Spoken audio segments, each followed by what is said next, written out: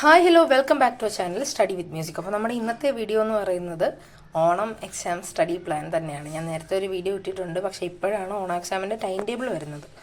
അതായത് ഇതാണ് time table. September 4 തീയതി വെനസ്ഡേ സെക്കൻഡ് ലാംഗ്വേജ്, എൻ്റെ സെക്കൻഡ് ലാംഗ്വേജ് ഹിന്ദി. പിന്നെ സെപ്റ്റംബർ 5 തീയതി English, 6th maths, 9th biology പഠിക്കാൻ 2 ദിവസം ഉണ്ട്.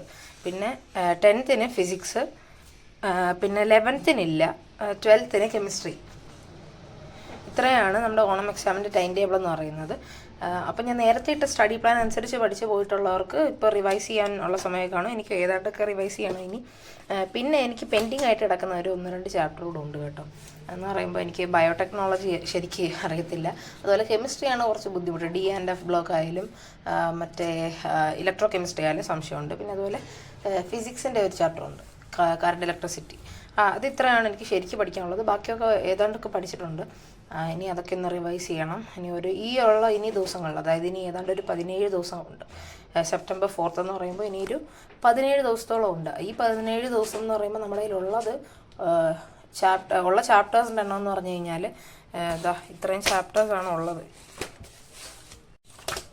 ഇത്രയും ചാപ്റ്റേഴ്സാണ് നമ്മുടെ അടുത്തുള്ളത്. അതായത് മാത്സിൻ്റെ 1, 2, 3, 4, 5, 6 ഇതുണ്ടെന്ന് പറയുന്നത് കേട്ടോ, 6. പിന്നെ കെമിസ്ട്രി 4 കൂടെ ആകുമ്പോൾ 10. ഇംഗ്ലീഷും ഹിന്ദിയും കൂട്ടണ്ട, 10, 14, 16, 19, മൊത്തം 19 ചാപ്റ്റേഴ്സ് ഉണ്ട്. ഇതെല്ലാം പഠിക്കണം. അതായത് ഈ 17 ദിവസം കൂടെ ഉള്ളൂ. ഇനിയുള്ള ദിവസങ്ങളിൽ 2 എണ്ണം വെച്ച്, അതായത് 2 ചാപ്റ്റർ വെച്ച് ഒരു ദിവസം പഠിച്ചാലല്ലേ, 2-3 ചാപ്റ്റർ വെച്ച് ഒരു ദിവസം പഠിച്ചാലേ ഇന്ന് തുടങ്ങുന്നവർക്ക്, അതായത് ഈ 17 തീയതി അതായത് കൂടുന്നുണ്ടല്ലേ, 17 തീയതി തുടങ്ങുന്നവർക്ക്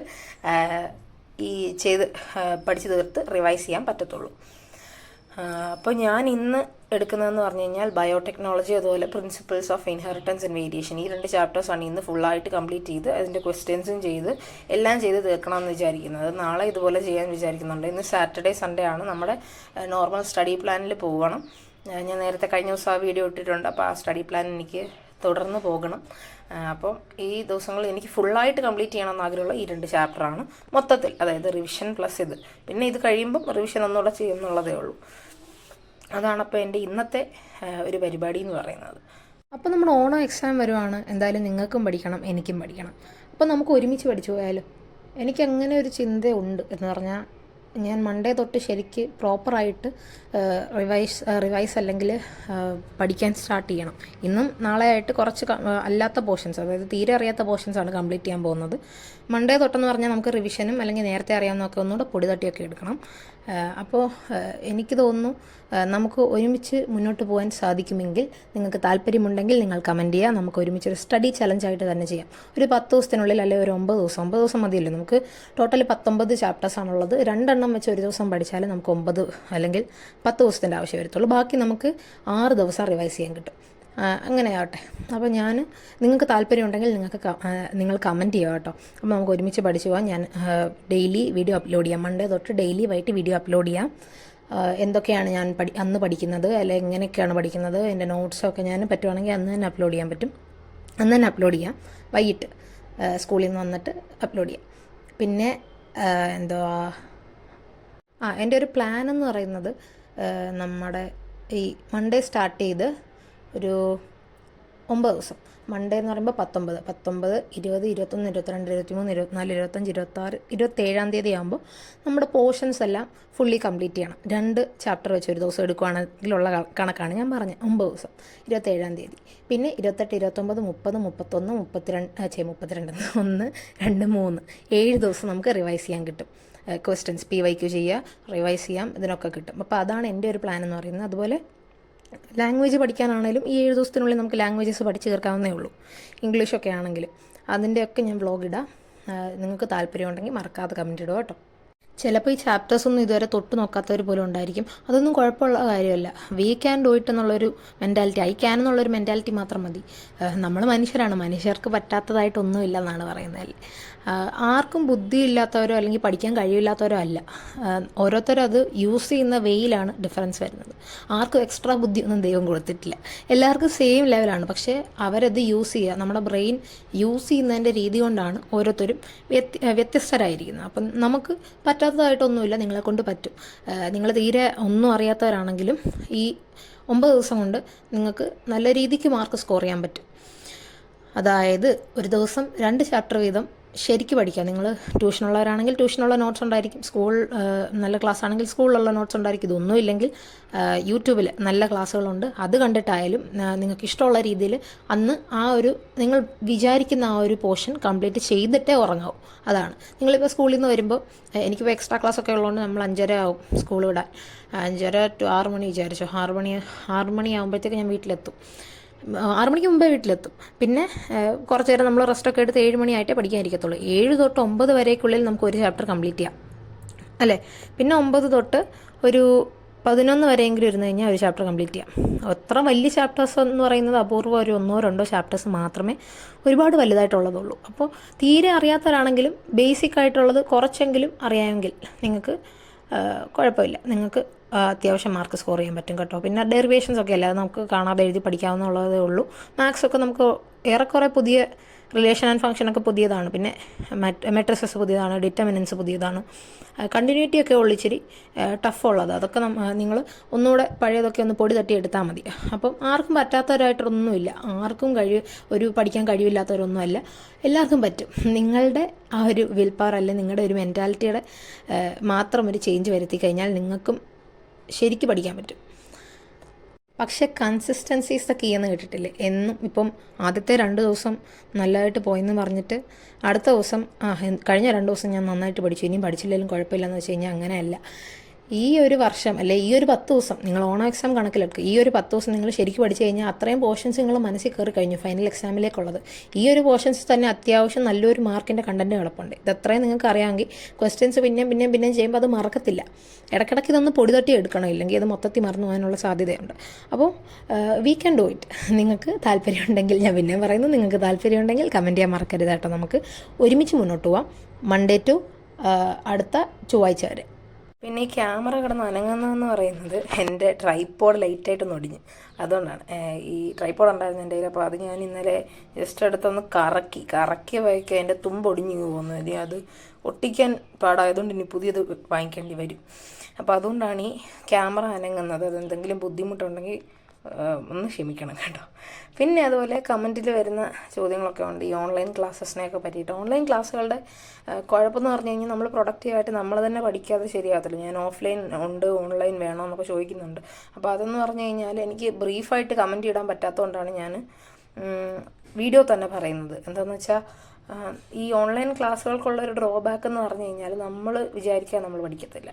പിന്നെ അതുപോലെ മെൻറ്ററോട് ഇല്ലെങ്കിൽ, അതായത് നമ്മളെ ശ്രദ്ധിക്കാൻ ഒരു മെൻറ്ററോട് ഇല്ലെങ്കിൽ, ആഴ്ച വിളിച്ചൊക്കെ ചോദിക്കത്തില്ലേ, അവരോട് ഇല്ലെങ്കിൽ ഭയങ്കര ബുദ്ധിമുട്ടാണ്. അവരാകുമ്പോൾ വിളിച്ചിങ്ങനെ ചോദിച്ചുകൊണ്ടിരിക്കും. ഞാൻ റിവിഷൻ ബാച്ചിൻ്റെ സമയത്ത്, ഞാൻ +1 എഡ്യൂപോർട്ടിൻ്റെ റിവിഷൻ്റെ ബാച്ച് ലാസ്റ്റ് ചേർന്ന കാര്യം പറഞ്ഞായിരുന്നല്ലോ. അപ്പോൾ ആ സമയത്തെന്ന് പറഞ്ഞാൽ അവർ വിളിച്ചൊക്കെ ചോദിക്കുമായിരുന്നു. ആഴ്ചയിൽ കറക്റ്റായിട്ട് അവിടുത്തെ മിസ്സ് വിളിച്ചൊക്കെ ചോദിക്കുമായിരുന്നു. പക്ഷേ എക്സാമിനറിൻ്റെ കാര്യം പറയുകയാണെങ്കിൽ അങ്ങനെ മെൻറ്റേഴ്സ് വിളിച്ച് ചോദിക്കലൊന്നുമില്ല. നമുക്ക് ഇട്ട് തന്നേക്കുന്ന ആ ടൈം ടേബിൾ അനുസരിച്ച് നമ്മൾ തന്നെ ഇനിഷ്യേറ്റീവ് എടുത്ത് പോകണം. അപ്പോൾ അത് ഇടയ്ക്ക് വെച്ച് ബ്രേക്കായി പോയി കഴിഞ്ഞാൽ ആ ടൈം ടേബിൾ ഫോളോ ചെയ്യാൻ ബാച്ചിലുള്ളവർക്കറിയാൻ നല്ല ബുദ്ധിമുട്ടുള്ളൊരു കാര്യമാണ്. അപ്പോൾ അങ്ങനെ ഓൺലൈൻ ബാച്ചുകളും അതേസമയം ഓഫ്ലൈൻ ട്യൂഷൻസും ഡിഫറൻ്റ് ആണ്. ഓഫ്ലൈൻ നിങ്ങൾക്കിപ്പം നിങ്ങൾ വീട്ടിൽ ഇരുന്നാൽ പഠിക്കാത്തവരാണെങ്കിൽ പേടിച്ച് പഠിക്കാൻ ഓഫ്ലൈൻ ട്യൂഷൻ തന്നെയാണ് നല്ലത്. അപ്പം സെലക്ട് ചെയ്യുമ്പോൾ ഓഫ്ലൈൻ പോവുകയാണെങ്കിൽ നല്ലൊരു ക്ലാസ്സസൊക്കെ നല്ല രീതിക്ക് എടുക്കുന്ന ഒരു ഓഫ്ലൈൻ ട്യൂഷനോടാണെങ്കിൽ നിങ്ങൾക്ക് നല്ല മാർക്ക് സ്കോർ ചെയ്യാൻ പറ്റും. പിന്നത്തെ കാര്യം എന്ന് പറഞ്ഞു കഴിഞ്ഞാൽ നീറ്റിൻ്റെ സ്റ്റഡി വ്ളോഗിൻ്റെ കാര്യം ചോദിക്കുന്നുണ്ട്. എനിക്ക് നീറ്റ് സത്യത്തിൽ പെൻഡിങ് ആയിട്ട് കിടക്കുവാണ് കുറച്ച്. ഞാൻ ആകെ നീറ്റ് തീർത്തത് human reproduction, sexual reproduction in flowering plants, reproductive health, പിന്നെ അതുപോലെ ഇലക്ട്രിക് ചാർജസ് ആൻഡ് ഫീൽഡ്സ്, പിന്നെ സൊല്യൂഷൻസ്. ഇത് ഇത്ര ഞാൻ എടുത്തിട്ടുള്ളൂ. ബാക്കി എനിക്ക് കാണാനുള്ള സമയമേ കിട്ടിയിട്ടില്ല.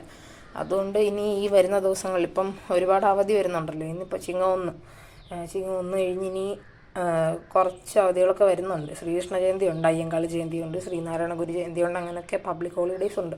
അപ്പം അത് ആ സമയത്തൊക്കെ ഇരുന്ന് ഇതൊക്കെ ക്ലിയർ ചെയ്യണം. അതിൻ്റെ വീഡിയോ ഞാൻ എന്തായാലും ചെയ്യുന്ന സമയത്ത് ഇടാം കേട്ടോ. ബാക്ക്ലോഗ് ക്ലിയറൻസ് ആയിട്ട് ഒരു വ്ളോഗ് തന്നെ ആയിട്ടിടാം, അതിനുള്ളതുണ്ട്. പിന്നെ പ്ലസ് വൺകാരുടെ അടുത്ത് പറയാനുള്ളതെന്ന് പറഞ്ഞു കഴിഞ്ഞാൽ, നിങ്ങൾക്കിപ്പോൾ ഓണം എക്സാം ഇല്ലെന്നാണ് എനിക്ക് തോന്നുന്നത് എന്ന് പറഞ്ഞിട്ട് നിങ്ങൾ ഉഴപ്പാൻ നിൽക്കരുത്. ഈ ആനിമൽ കിങ്ഡം, പ്ലാന്റ് കിങ്ഡം എന്നൊക്കെ പറയുന്ന പാഠങ്ങളൊക്കെ എന്ന് പറഞ്ഞു കഴിഞ്ഞാൽ ഒന്ന് മനസ്സിലാക്കി കഴിഞ്ഞാൽ പിന്നെ തലയിരുന്നോളും. പക്ഷേ അത് മനസ്സിലാവാൻ കുറച്ച് ബുദ്ധിമുട്ടുള്ള ചാപ്റ്റേഴ്സാണ്. അപ്പോൾ നിങ്ങളത് ഒന്ന് ശരിക്കും ഇനിഷ്യേറ്റീവ് എടുത്ത് പഠിക്കാതെ ശരിയാകത്തില്ല കേട്ടോ. അപ്പം പിന്നെയെന്ന് പറയുന്നത് നമ്മുടെ പ്ലസ് ടുവിൻ്റെ കാര്യം പറയുകയാണെങ്കിൽ ഇപ്പോൾ കണ്ടിന്യൂറ്റി നിങ്ങൾക്കറിയാമല്ലോ. കണ്ടിന്യൂറ്റി ലിമിറ്റ്സിൻ്റെ ഡെറിവേറ്റീവ്സിൻ്റെ ഏതാണ്ടൊക്കെ അറിയാവുന്നവർക്ക് മാത്രമേ കണ്ടിന്യൂറ്റി ശരിക്കും അറിയാനൊക്കത്തുള്ളൂ, പഠിക്കാനൊക്കത്തുള്ളൂ. അപ്പോൾ നിങ്ങൾ പ്ലസ് വണ്ണിലുള്ളവർ ലിമിറ്റും ഡെറിവേറ്റീവ് ആ റിസൾട്ടുകൾ മാത്രം ശരിക്കൊന്ന് വെക്കേഷനിൽ ഇരുന്നെങ്കിലും പഠിക്കുക പ്ലസ് വൺ കഴിയുമ്പം. ഇല്ലെങ്കിൽ അത് ശരിയാകത്തില്ല കേട്ടോ. ഇല്ലെങ്കിൽ ഈ കണ്ടിന്യൂറ്റിയൊക്കെ നല്ല ബുദ്ധിമുട്ട് തോന്നിക്കും. പിന്നെ അതുകൂട്ടി ഇതെല്ലാം പറയുന്നതിൻ്റെ ഇടയ്ക്ക് പറയാൻ മറന്നുപോയി, ട്യൂഷൻ വേണം എന്നൊരു നിർബന്ധമില്ല. ട്യൂഷൻ ഇല്ലാതെ ഫുൾ മാർക്ക് മേടിക്കുന്നവരുണ്ട്. ട്യൂഷന് പോകുന്നവരെക്കാട്ടി നന്നായിട്ട് വർക്ക് ചെയ്ത് ഫുൾ മാർക്ക് മേടിക്കുന്നവരുണ്ട്. അങ്ങനെയുള്ളവരുടെ അടുത്ത്, ട്യൂഷന് പോകാത്തവരുടെ അടുത്ത് എനിക്ക് പറയാനുള്ളതെന്ന് വെച്ച് കഴിഞ്ഞാൽ, നിങ്ങൾക്ക് സ്കൂളിൽ നല്ല ക്ലാസ് ആണെങ്കിൽ സ്കൂളിൽ ശ്രദ്ധിക്കുക. അതും അല്ലെങ്കിൽ നിങ്ങൾക്ക് വീട്ടിൽ വന്നിട്ട് യൂട്യൂബ് ക്ലാസ്സുകളുണ്ട്, യൂട്യൂബ് ക്ലാസ് നോക്കുക. ഈ യൂട്യൂബ് ക്ലാസ് ആണെന്ന് തോന്നുന്നു എനിക്ക് കുറച്ചുകൂടെ നല്ലത്.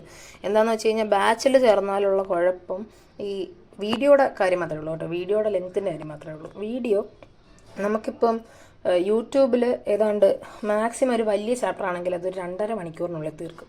പക്ഷേ ബാച്ചിലെ കാര്യമാണെങ്കിൽ ഒരു 28-30 സബ് വീഡിയോസൊക്കെ കാണും. അങ്ങനെ ഓരോ കുഞ്ഞു ഷോർട്ട് വീഡിയോസ് കാണും. മാത്രമല്ല ഈ വീഡിയോസൊക്കെ എന്ന് പറഞ്ഞാൽ 20 മിനിറ്റ് 30 മിനിറ്റൊക്കെയുള്ള വീഡിയോസാണ്. അപ്പോൾ അത് ഓരോന്നായിട്ട് ഇങ്ങനെ 20 വീഡിയോ, ഞാനൊരു ആവറേജ് 20 വീഡിയോ പറയാം. 20 വീഡിയോ ഇൻറ്റു 20 മിനിറ്റ് എന്ന് വിചാരിച്ചോ. അപ്പോൾ 4 1 2 400, 20 × 20 400 മിനിറ്റ്, 400 മിനിറ്റ് 400 മിനിറ്റ്. അപ്പോൾ 400 മിനിറ്റ് എന്ന് പറയുമ്പോൾ ഒന്ന് കൂട്ടി നോക്കിയേ. ഒരു മിനിറ്റ് 60 60, 120, 180, 240, 300, 360, ഓൾമോസ്റ്റ് ഒരു 6 മണിക്കൂർ താണ്ടിപ്പോൾ. അപ്പോൾ അത്രയും ടൈം നമ്മുടെ പോകാം. ഞാൻ പിന്നെ ഡബിൾ സ്പീഡിലിട്ടാണ് കണ്ടുപോകുന്നത്.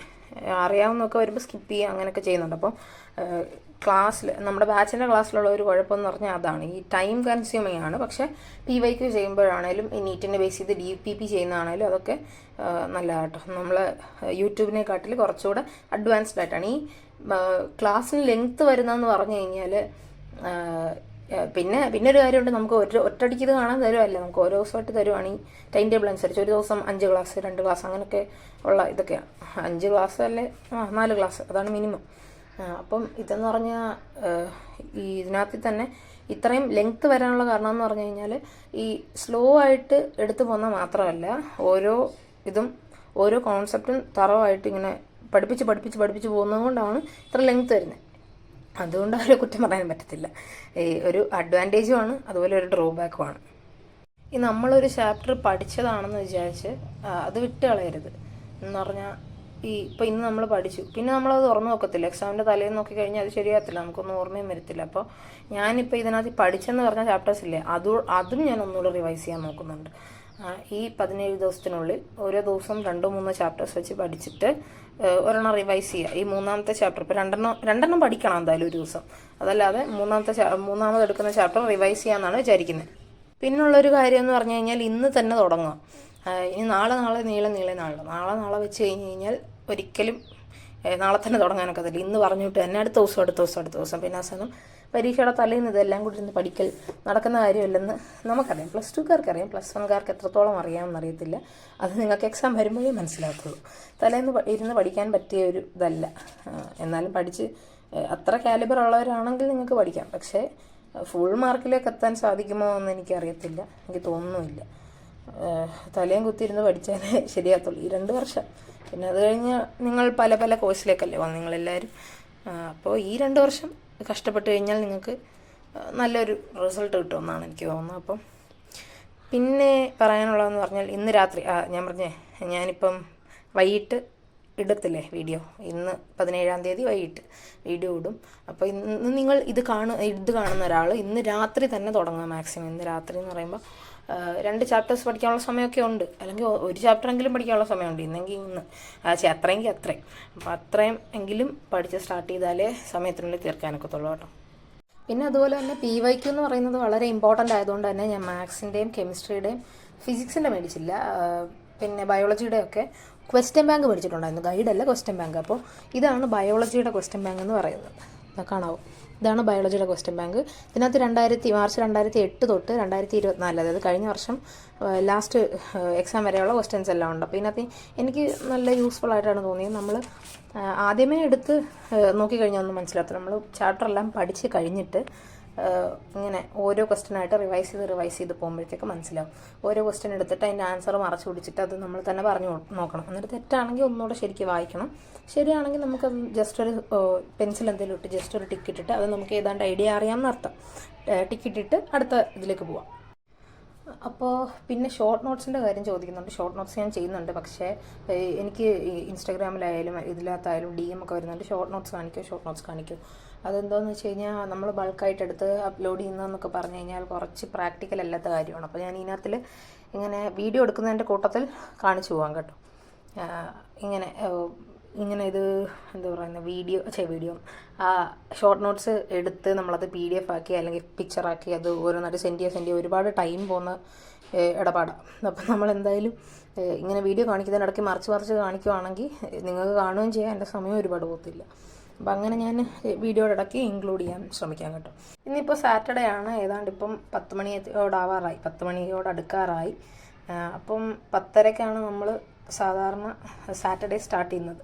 എനിക്ക് ഇന്ന് ബയോടെക്നോളജിയും പ്രിൻസിപ്പിൾസ് ഓഫ് ഇൻഹെറിറ്റൻസും ആണ് മെയിനായിട്ട് ഫുള്ളി കംപ്ലീറ്റ് ആക്കാനുള്ളത്. ഞാൻ ഫസ്റ്റ് അതുകൊണ്ട് തന്നെ ബയോടെക്നോളജി കൊടുക്കും. ബയോടെക്നോളജി പിന്നെ 1 തൊട്ട് 2:30 വരെ ഇതിൻ്റെ ടെക്സ്റ്റ് ഒന്ന് വായിക്കണം. ടെക്സ്റ്റ് ബയോടെക്നോളജി വായിക്കാം. ക്യാമറ നോക്കി എഴുതുന്നതുകൊണ്ട് ശരിക്കും എഴുതാൻ പറ്റുന്നില്ല. പിന്നെ 2:45 തൊട്ട് 3:45 വരെ നമുക്ക് ഉറക്കം വരുന്ന സമയമാണ്. അപ്പോൾ എനിക്ക് കുറച്ച് ഫിസിക്സിൻ്റെ റെക്കോർഡ് എഴുതാനുണ്ട്. ഫിസിക്സ് റെക്കോർഡ് എഴുതാനുണ്ട്. 6:30 തൊട്ട് 8:30 വരെ നമുക്ക് പ്രിൻസിപ്പിൾസ് ഓഫ് ഇൻഹെറിറ്റൻസ്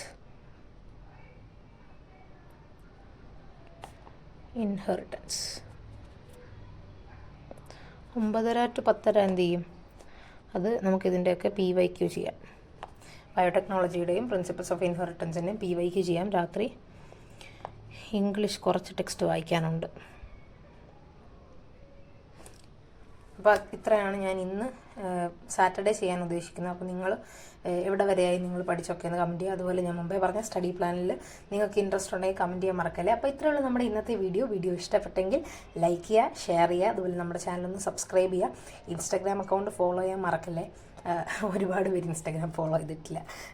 ഇൻസ്റ്റാഗ്രാം ഇല്ലാത്തവരായിരിക്കും. എനിക്കും ഇത്ര നാൾ ഇൻസ്റ്റാഗ്രാം ഇല്ലായിരുന്നു. ഇപ്പം ചാനൽ ഉള്ളതുകൊണ്ട് ഇൻസ്റ്റാഗ്രാം സ്റ്റാർട്ട് ചെയ്തേ ഉള്ളൂ. അപ്പോൾ നിങ്ങൾക്ക് എന്തെങ്കിലും എൻ്റെ അടുത്ത് പറയാനോ എന്തെങ്കിലും ഉണ്ടെങ്കിൽ നിങ്ങൾക്ക് അതിനകത്ത് DM ചെയ്യാം. ഇൻസ്റ്റാഗ്രാമിൽ മെസ്സേജ് അയച്ചാൽ മതി, നമുക്കങ്ങനെ കണക്ട് ചെയ്യാം. അപ്പോൾ thank you and have A nice day.